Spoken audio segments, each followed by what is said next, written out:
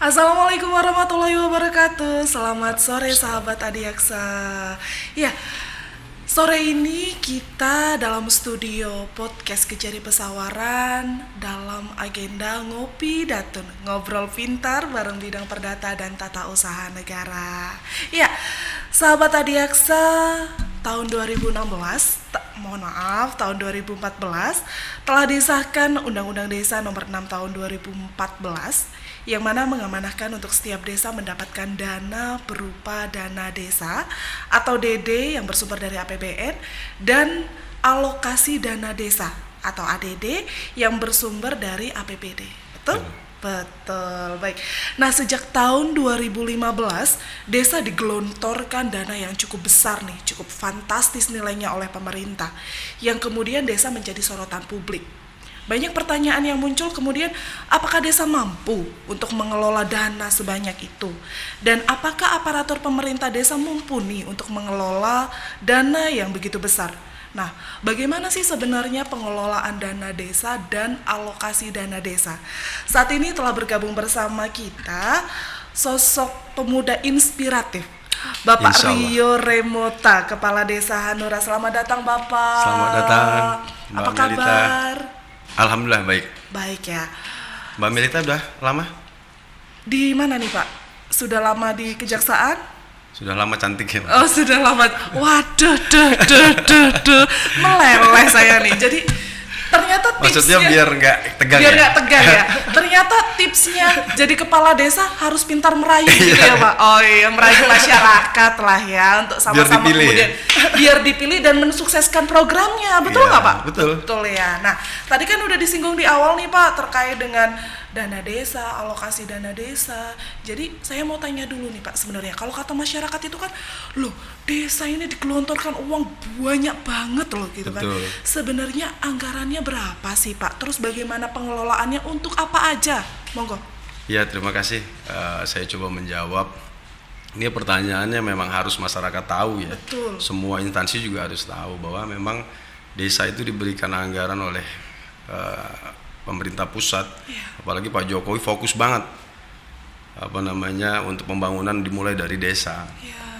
Pembangunan memang perlu budget kan, perlu biaya, dan memang itu langsung turun ke desa. Dan itu memang dirasakan banget, ada perubahan dari desa untuk negara ini. Memang kalau kita dengar dan kita amati cukup fantastis ya di level desa masalahnya. Tapi kalau memang anggaran itu digunakan dengan secara baik, terukur, tersistematis dengan baik, cuklak-cuknisnya ya insya Allah ada manfaat yang luar biasa, ada perubahan yang benar-benar memang diinginkan oleh pemerintah. Oke, berapa sih Pak sebenarnya anggarannya itu? Kita kan transparasi ya, jadi masyarakat tuh boleh tahu. Apalagi kita disiarkan di IG Live ini Pak, Ya. jadi nanti teman-teman bisa komen, bisa tanya, nanti dijawab sama Pak Kepala Desa. Berapa besaran anggarannya? Dan itu beda-beda. Beda-beda. Kayak misalnya Hanura sendiri sih, karena Hanura masuk dari termasuk kategori desa mandiri, maka dia dapatnya kecil, kurang lebih cuma 900 jutaan. Dalam 1 tahun? Dalam 1 tahun. Itu dana desanya? Artinya Dana yang desa. sumbernya dari APBN ya? Iya. 900 juta Ada dalam yang 1 tahun? Ada yang 1,5, 1,4. Ya pokoknya di atas 1 miliar ke atas. Itu tergantung jumlah penduduk, terus luasan, itu memang ada kategorinya. Begitu. Tapi kalau dia termasuk desa mandiri, maka memang agak sedikit berbeda gitu. Gitu ya. Kenapa kok Hanura ini dikategorikan sebagai desa mandiri? Karena dia salah satu desa yang sudah mampu dalam mengelola tata aset desanya menjadi pendapatan. Misalnya kayak Desa Hanura itu punya pasar tradisional yang memang dia itu salah satu aset desa, maka disewakan. Nah, hasil sewa itu kita cantumkan. Jadi hasil dari retribusi sewa pasar itu ya? Iya. Jadi kemudian pendapatan desa. Luar biasa. Makanya itu dikatakan desa mandiri. Begitu. Selain itu Pak, selain pasar ataukah ada lagi BUMDes? Ya, kita alhamdulillah BUMDesnya berjalan ya. Saya juga melanjutkan memang yang sudah gagasan dari kepala desa sebelum saya. Tinggal saya kembangkan saja sebenarnya gimana caranya lebih baik, lebih keren, lebih maju gitu kan. Nah, salah satu yang dikelola BUMDesnya dulu itu cuman hanya mengelola sampah rumah tangga. Sampah rumah tangga. Ya. Diolah sebagai apa? Jasa itu? pembuangan sampah rumah tangga. Oh gitu. Jadi disebut dengan mitra BUMDes. Nah, itu mitra BUMDes itu mereka berlangganan dalam 1 bulan. Lalu bukan hanya rumah tangga saja, tapi tentang sampah pasar. Nah, jadi kami itu menggunakan badan usaha milik desa untuk mengelola kebersihan sampah tersebut. Begitu. Termasuk industri? Ya, kalau memang ada dia berlangganan, ya kita ambil. Gitu. Tapi hati-hati juga, siapa tahu sampah industrinya ada mengandung B3 dan lain sebagainya. Oh iya betul, dan itu benar-benar memang kita screening banget ya. Ya, gitu. Pengelolaannya nggak boleh sembarangan, ada aturannya lagi ya. Terus sampah yang diambil artinya pengambilan sampah begitu ya tadi ya BUMDesnya ya. Ada diolah lagi nggak Pak? Jadi apa? Kedepannya memang kita akan olah itu. Seperti bank sampah gitu? Enggak, kalau bank sampah kemungkinan saya melihat di situ SDM-nya yang mungkin belum mampu ya, karena apa-apa yang bicara tentang pemerintah itu underestimate mindsetnya masih kecurigaan. Maka saya pengen tuh selalu mengajak tentang swasta, swasta murninya itu yang pengen saya ajak gitu, bahwa kayak misalnya gini, di Desa Hanura itu semenjak saya pada saat itu menjabat, saya punya ide gimana caranya desa ini dikelola dengan penggerak desa. Jangan melulu tentang pemerintah. Karena kalau dikelola dengan pemerintah pasti memang estimate-nya selalu punya pemerintah aja loh Pak, gitu kan. Maka saya share ke masyarakat, ke anak-anak pemuda, saya beri mindset ya. Saya ajak mereka untuk berubah gitu. Ya alhamdulillah sekarang ini kayak Desa Hanura tuh punya yang namanya Hanura Delivery. Hanura Delivery. Apa tuh Pak? Hanura Take Away, Hanura Net. Nah itu semacam ini jasa pelayanan jual beli. Dari rumah saja, cuman hanya menggunakan WhatsApp grup bisnis ya. Mereka itu bisa dilayani, mau beli es campur, makanan tradisional atau kebutuhan rumah tangga baik dari ikan asin, beras, telur, cuman hanya dari rumah saja. Dan alhamdulillah itu terobosan baik ya, dan bermanfaat dirasakan langsung sama penggerak desa. Nah jadi sistemnya nanti seperti apa tuh Pak? Seperti kita order terus nanti diterima orderannya begitu ya? Iya. Jadi 1 kali order itu 3.000. Tarifnya 3.000 rupiah. Dan mindsetnya begini, kan orang pasti sayang lah kalau cuma mesen rokok 3.000. Saya selain mesen rokok pesen apa lagi ya lah. Jadi kebutuhan jual beli barang itu tanpa disadari banyak. Sekali order itu pokoknya ongkirnya 3.000 ya Pak? Ongkir ke McD gitu Pak? Nah lain lagi kalau itu. Karena Hanura ini kan jauh sekali ya Pak ya. Dan ternyata saya dengar dari penggerak desa itu ya, ojol-ojol itu, pemuda-pemuda saya itu, dia bilang kami melayani sampai ke kota Pak. Bukan hanya dari Desa Hanura saja, orderan itu dari desa-desa sebelah. Terus kami layani aja, tapi memang mereka sistemnya sistem tembak, nggak ada budget yang diatur. Dia sistem misalnya gini, kalau ke Teluk berapa? 25 gitu.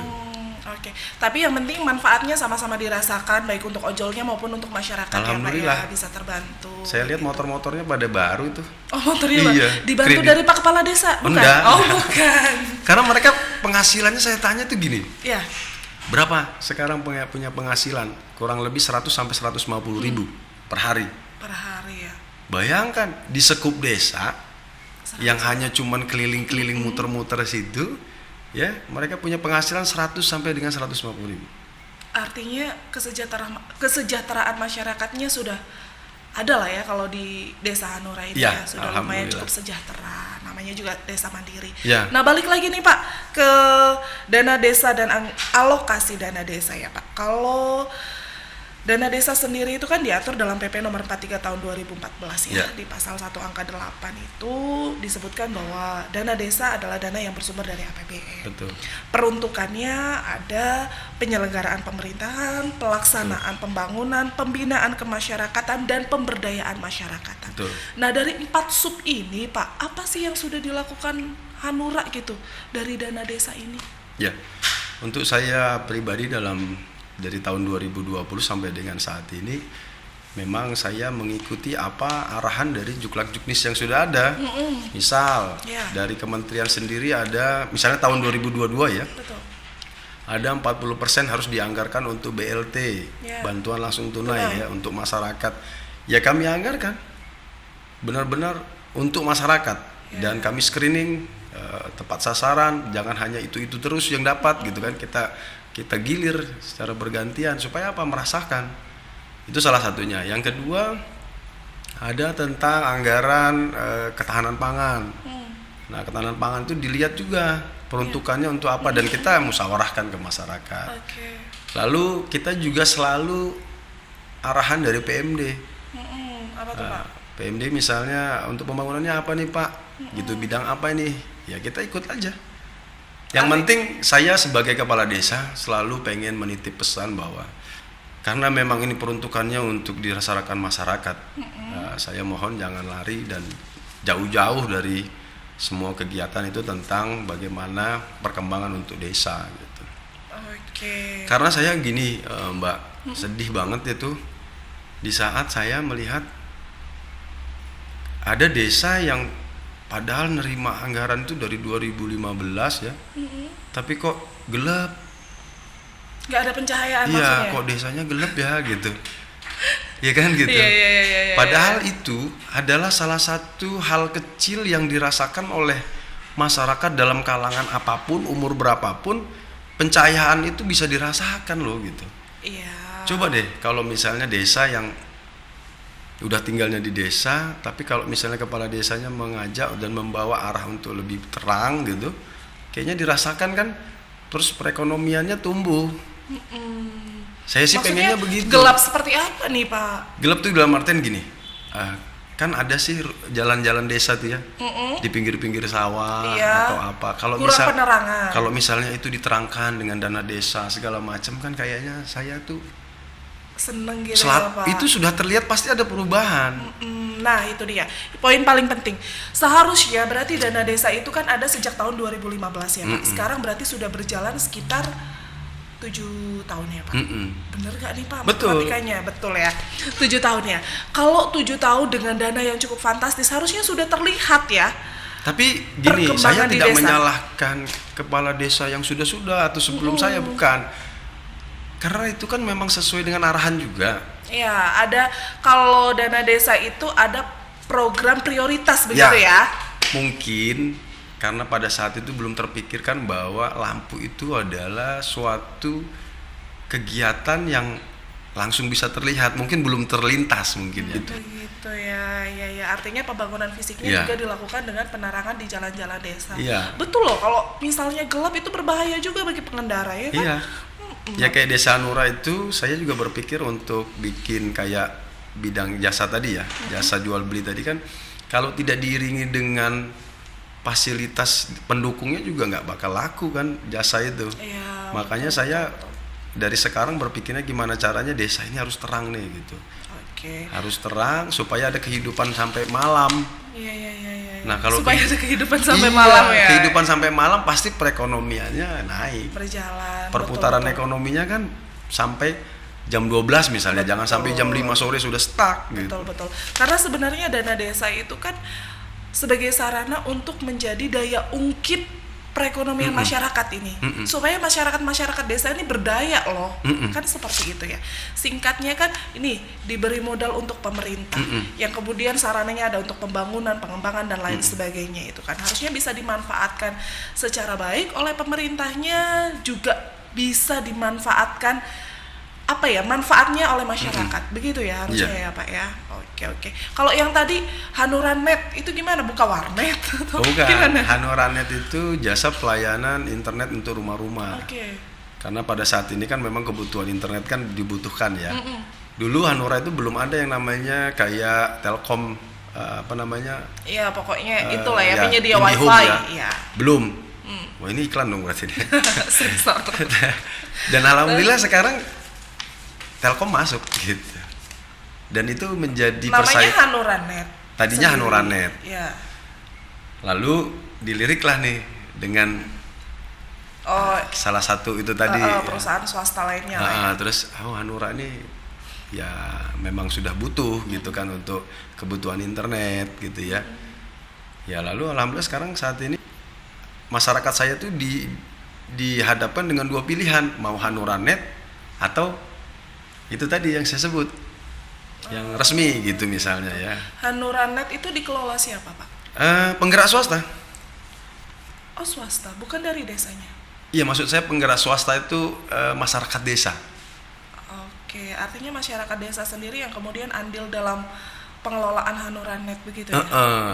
Supaya apa? Maksud saya maintenance-nya biar mereka, pengembangannya mereka, lalu ide-ide briliannya juga dari mereka, supaya berkembang. Kalau ya masyarakat, kalau misalnya dari pemerintah tahu sendirilah, pasti kan ya itu tadi. Pasti Gimana? masih underestimate-nya tinggi. Masih bentuk kecurigaan ya, bentuk masih tinggi sekali gitu. Dan mereka masih apa namanya agak males untuk menjalankannya gitu kalau misalnya. Oke. Terus Pak, tadi kan ada pertanyaan juga nih sebenarnya. Nah, dengan dana desa yang sebesar itu sebenarnya pemerintah desa ini mumpuni nggak sih mengelola itu gitu? Dalam sejauh ini apakah pernah ada masalah? Kalau menurut saya saat ini harusnya nggak ada alasan nggak mumpuni ya. Ya. Karena sekarang pendampingannya sudah ada, terus pelatihannya sudah ada. Ya kalau menurut saya sekarang harus mumpuni. Harus mumpuni ya. Kalau di Hanura sendiri bagaimana? Ya insya Allah. So far so good ya. Insya Allah kita ruang-ruang yang memang difasilitasi. Contoh misalnya kayak BPD, ya kita fasilitasi. Musyawarah dengan BPD ya. Karena apa? Kepala tanpa badan kan nggak mungkin juga ya. Kepala desa, terus badan permusyawaratan desa. Kepala dengan badan ya harus sinkron. Harus sinkron, betul. Yang pasti terkait dengan tupoksi kejaksaan juga kan mungkin Pak Kepala Desa sudah akrab nih ya dengan kejaksaan karena kemarin kita juga pernah melaksanakan program unggulan kami JOS Jaksa on the Spot kemarin ya, sudah dirasakan manfaatnya oleh masyarakat Hanura, jaksa-jaksa hadir langsung ke Hanura ya Pak ya, kemudian memberikan pelayanan hukum gratis, kemudian kemarin juga ada seminar terkait dengan kekerasan seksual ya terhadap anak gitu. Begitu pula di bidang perdata dan tata usaha negara kami kan ada yang namanya pendampingan hukum ya. Nah dari pendampingan hukum kami bisa mendampingi pemerintah desa dalam mengelola, dalam pelaksanaan dana desa, intinya seperti itu. Jadi pendampingan ini bukan pendampingan yang ketika fisik kami mendampingi, bukan seperti itu Pak, karena kami kan bukan pengawas proyek ya. Betul. Kami hanya mendampingi secara yuridis normatif. Jadi nanti kami sampaikan guides-nya, do and don't-nya, apa yang boleh dilakukan, apa yang tidak boleh dilakukan, dan kami supaya memastikan bahwasannya pemerintah desa nih on the track nih. Jadi penggunaan, jangan sampai ketidaktahuan dari aparatur desa itu membuat maladministrasi kemudian jadinya lari ke tipikor gitu kan. Itu kan menakutkan sekali nggak sih Pak? Iya.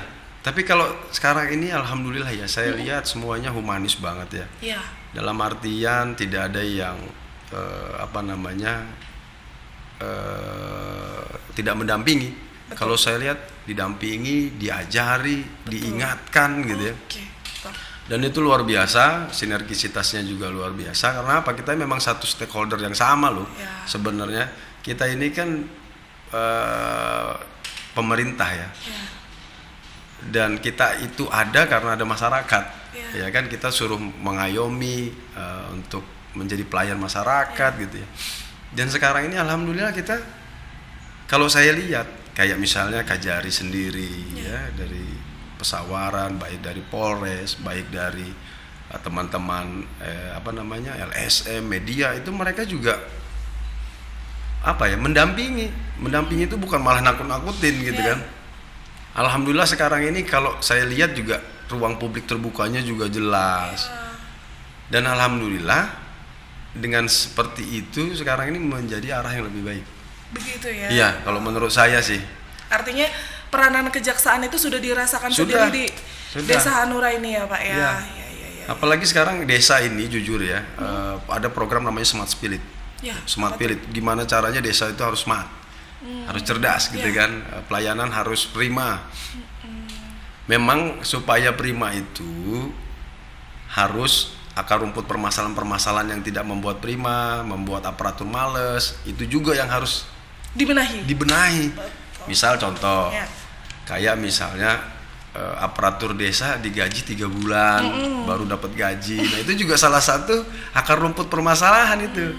Dan alhamdulillah sekarang ini perlahan tapi pasti kayak Pak Jokowi, ya udah nanti gajinya 1 bulan. Nah itu kan, insya Allah tahun depan sih kayaknya seperti itu sudah. Nah terus saya juga melihat masa pada saat itu ya, masa di desa ini nggak ada perbankan loh, kenapa tidak digunakan perbankan ini? Kayak sistem penggajian jangan lagi lewat manual, harusnya sistem penggajian juga sudah lewat ATM. Begitu gitu ya? Supaya apa?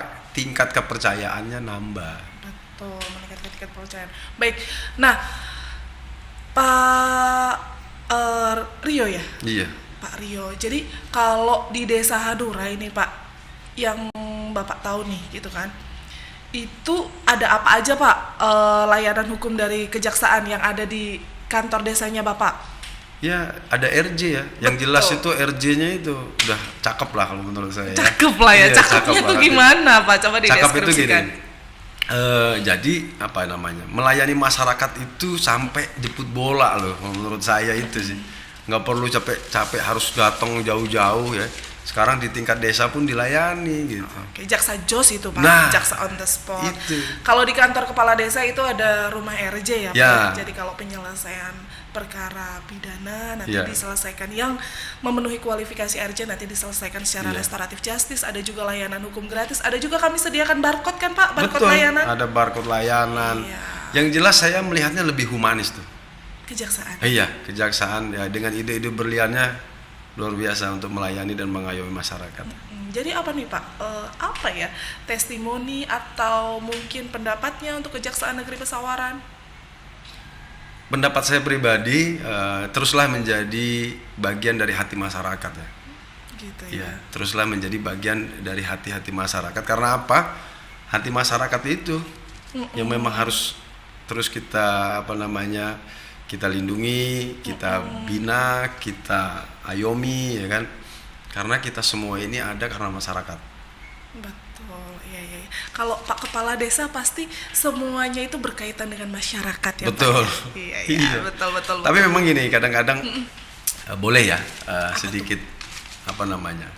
curhat dikit. Oh ya. Curhat dong gitu. Curhat dong. Ya. Mama gimana? Dede, iya, gimana? Jadi pengennya tuh segini.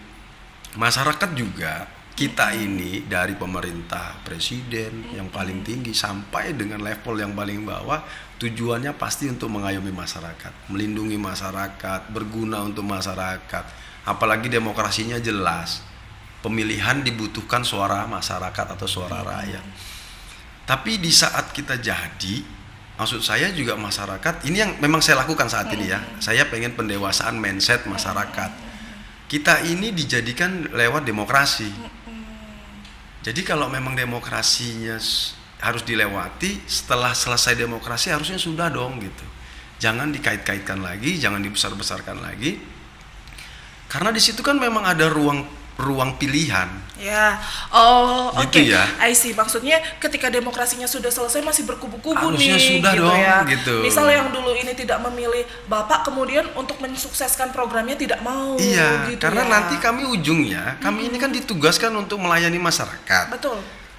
Ya kalau misalnya masih terkotak-kotak terus, bagaimana kami melayani itu dengan baik. Betul, gitu loh. Iya, bagaimana juga desanya akan maju ya nah, Pak ya. Itu maksud saya. Ketika masyarakatnya masih berkotak-kotak, tidak kemudian satu visi. Ini PR terbesar, terberat ya. Begitu. Yang harus pendewasaan sistem demokrasi yang harus kita lakukan. Kalau saya nggak mungkin saya mau marah atau dendam dengan masyarakat yang tidak memilih saya, karena memang saya sadar saya harus melewati demokrasi. Iya. Karena memang mereka tidak memilih saya karena ada pilihan. Masa saya harus marah dengan orang yang tidak milih saya karena memang ini pilihan gitu kan? Oke deh. Nah, kalau dari live ada pertanyaan nggak nih? Nggak ada ya? Nggak ada pertanyaan nih Pak. Ya sudah, saya aja yang bertanya kalau nggak ada pertanyaan. Ya. Pak, balik lagi nih, kan kita temanya pengelolaan dana desa. Jadi sebenarnya dalam pengelolaan dana desa ini yang sudah dilakukan paling unggulannya lah Pak, misal pembangunan yang kita sering sangat terlihat itu kan pembangunan secara fisik ya Pak ya. Apa nih yang udah Kalau di Hanura sendiri memang saya agak fokus ke yang fasilitas umum. Kayak misalnya futsal, voli, terus ada sih irigasi ya. Sudah saya buat juga. Lalu ada penerangan itu yang paling memang ya? utama. Karena apa? Semua unsur umur, aspek, semua merasakan. Dan itu sudah jelas dirasakannya cepat. Gitu. Perubahan yang tadinya stuck di jam 5, jam 6 karena terang, masih ada aktivitas, perekonomian terus berjalan. Sampai para pedagang juga terima kasih Pak, gitu kan. Terima kasih Pak Kades, biasanya cuma hanya jualan sampai dengan jam segini, sekarang bisa sampai malam. Iya. Gitu kan. Terus aktivitas yang biasanya tadi hanya di rumah terus, sekarang ini sudah bisa lah kami ada ide-ide gitu. Sampai sekarang ini alhamdulillah saya melihatnya seneng ya, terutama di Hanura. Ada olahraga tuh sampai malam. Oh gitu. Iya. Ada atlet nggak jebolan dari situ? Ada atlet nggak? Ada dong. Atlet apa itu? Kalau badminton, tenis meja itu Ada atlet ya. Cuman memang nggak tershare mungkin ya. Oh gitu. Terus kami juga event-event sepak bola itu sering banget itu. Iya, alhamdulillah. Bagus. Nanti bisa sparring lah sama tim-tim dari kejaksaan. Bulu tangkis, kami tuh lengkap lah sekarang alhamdulillah ya. Bulu tangkisnya, lapangannya ada, futsalnya ada, basketnya ada, polinya ada, sepak bola, tenis meja. Komplit lah ya Pak. Oke ya sudah. Artinya dana desa ini telah dikelola dengan dengan sarana-sarana yang kemudian bermanfaat untuk masyarakat lah ya Pak. Ya. Begitu ya, dirasakan manfaatnya secara luas kepada masyarakat. Karena setuju sekali Pak, tadi kan Bapak bilang kejaksaan nih sekarang nih humanis loh, benar. Begitu kan. Dengan kalau di Intel ada sahabat desa ya Pak ya. Kalau di Datun ada pendampingan hukum, ada pelayanan hukum gratis, ada jaksa on the spot yang langsung ke masyarakat juga, seperti amanah dari Buka Jari Pak. Memang semenjak Bu Diana Wahyu Widianti itu sebagai Kajari Pesawaran, jadi beliau telah menyatakan bahwasannya desa sekarang ini menjadi sahabat kejaksaan. Artinya apa? Desa ini kan menjadi lini pemerintahan sektor kecil ya Pak ya. Ketika desa itu pengelolaannya sudah baik, perekonomiannya sudah baik, ketika semua desa seperti itu, maka perekonomian Indonesia juga akan meningkat, kan begitu? Betul. Iya, karena sektor dari lini terkecil aja sudah mendukung itu, begitu nggak Pak? Betul. Sepakat ya? Sepakat. Beliau itu bukan hanya smart ya, tapi humble juga kalau saya lihat. Gitu ya. Kirain bukan hanya smart, juga cantik. Udah lama juga. Udah lama cantiknya. Udah lama cantiknya. Oke Pak, lanjut Pak. Gimana? Ya, kalau saya rasakan juga gitu. Memang leadership itu penting ya. Leadership itu penting, kecakapan, kemampuan. Tanpa komunikasi yang baik, semua tidak akan pernah terlaksana dengan baik. Gitu ya. Kuncinya kan di komunikasi. Komunikasi ya. Nah, kalau misalnya komunikasinya sudah tergap juga ya kayak mana? Apa-apa poin-poin yang memang kita pengen nggak bakal tercapai. Iya. Jadi saya nih ada mengutip kata-kata dari yang saya baca itu begini Pak, bahwa pembangunan berbasis pedesaan itu bisa memperkuat fondasi perekonomian negara dan mempercepat pemberantasan kemiskinan. Justru. Luar biasa ya. Artinya ketika dari pembangunan pedesaan ini menjadi fondasinya negara loh Pak, untuk perekonomian negara ya kan. Betul. Artinya selaras lah dengan visi pimpinan kami yang kemudian menjadikan desa itu sebagai sahabat. Kita kawal ini dana desa, ya kan, supaya pengelolaannya atau pelaksanaannya itu sesuai. Betul. Masyarakat seluruhnya bisa merasakan manfaatnya. Betul. Gitu ya, luar biasa. Di kesempatan ini mungkin saya juga agak pesan dikit ya. Iya, gimana? Mungkin mewakili seluruh hati kepala desa. Oh gitu ya. Sebagai pengelola anggaran ya. Iya. Memang benar dana desa itu luar biasa besarnya. Tapi memang kami juga kan kerjanya sesuai dengan juklak juknisnya, Betul. ada aturannya. Betul. Nah ini juga yang pengen saya sampaikan ke masyarakat umum, bahwa kami juga semua pakai aturan, Ya. gitu. Bukan tiba-tiba kan ada duitnya Pak, udah dong dianggarin. Semua kan sudah ada posnya, ada yang namanya RKP kerja itu ya, RKP, ya, rencana betul. kerja pemerintah Betul. selama 1 tahun. Kadang-kadang aja ada perubahan di tengah jalan. Nah itu yang sebenarnya memang sampai di level masyarakat harus tahu gitu. Jadi Ya. kepala desa bukan hanya di underestimate terus ya. Betul. Nah, karena ini kan sifatnya transparasi. Jadi kalau misalnya masyarakat kemudian bertanya-tanya, waduh untuk apa aja sih kok kami nggak merasakan? Itu kan dari perencanaan sampai dengan nanti pertanggungjawaban itu semua kan diawasi. Betul Ya, begitu betul. ya Pak ya? Dan kalau misalnya masyarakat mau cross check ya monggo saja, gitu kan? Monggo saja. Terkait adanya laporan atau aduan ya monggo saja, iya kan?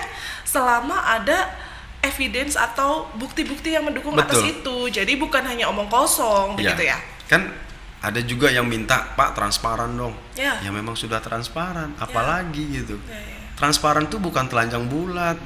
Iya kan, namanya transparan tuh masih ada gitu batasannya. Karena kami juga menyalahi aturan nanti kalau misalnya sampai apa namanya Semua dibuka. semua itu nggak boleh Betul, juga. Kami betul, juga betul. ada aturannya gitu ya. Betul. Itu sih memang pemahaman masyarakat juga harus sampai di level itu. Betul. Artinya perlu juga ada edukasi terkait Dan kepada masyarakat ya. Alhamdulillah untuk Hanura sendiri, saya mencoba untuk role model yang selama ini sudah saya jalankan. Saya ada yang namanya 1 bulan itu 4 kali pertemuan di RT. Pak Kepala Desa. Iya saya beserta kadus saya dengan perangkat, saya sowan ke warga. Saya pilih setiap 1 bulan itu ada 4 RT yang saya sambangi. Kan dusun saya 4, A, B, C, dan D. Jadi misalnya bulan ini di RT mana di A, di RT mana di B, di RT mana di C, di RT mana di D. Jadi nanti saya kunjungi. Untuk apa? Untuk lebih dekat ke masyarakat, menyampaikan juga ruang-ruang tanya jawab untuk transparan Betul. dalam pengolahan anggaran. Kenapa sih Pak Kades ini kayaknya saya nih sudah hampir 3 tahun ya, kok kayaknya pembangunan cuma hanya itu misalnya. Ya itu harus disampaikan. Kenapa sampai baru di sini? Karena ini loh Bapak Ibu gitu. Oke, artinya segala sesuatunya ada reason dan Harus pertanggungjawabannya ada. itu paling penting Ya, sih ya Pak ya harus gitu. Jadi pun kalau nanti misalnya ada laporan aduan juga akan sama-sama dicek dan Ya. diawasi. Intinya Ya. seperti itu sih ya. Nah, itulah pentingnya kita harus mengkawal apapun kinerja dari pemerintah. Ya. Begitu ya Pak, bukan hanya mengawal tapi juga mengawasi juga Ya. dong pastinya. Harus ya kan? itu. Kalau nggak diawasi nanti lupa. Betul. Ya kan? Nanti nggak on the track. Betul. Begitu ya, luar biasa sekali. Terima kasih Pak Sama-sama. Kepala Desa. Mungkin Kepala Desa termuda ya? Enggak. Masih Masih ada yang banyak lebih yang muda muda-muda lagi. ya. Oh gitu ya, iya. Saya hampir bingung ini Pak Kepala Desa kok muda sekali gitu kan. Biasanya kan Pak Kepala Desa sudah senior gitu ya. Nah Iya. terakhir nih Pak, apa nih yang mau disampaikan? Kita berangkat menjadi seorang pemimpin, baik di level itu cuma hanya desa, pasti tujuannya adalah untuk bermanfaat.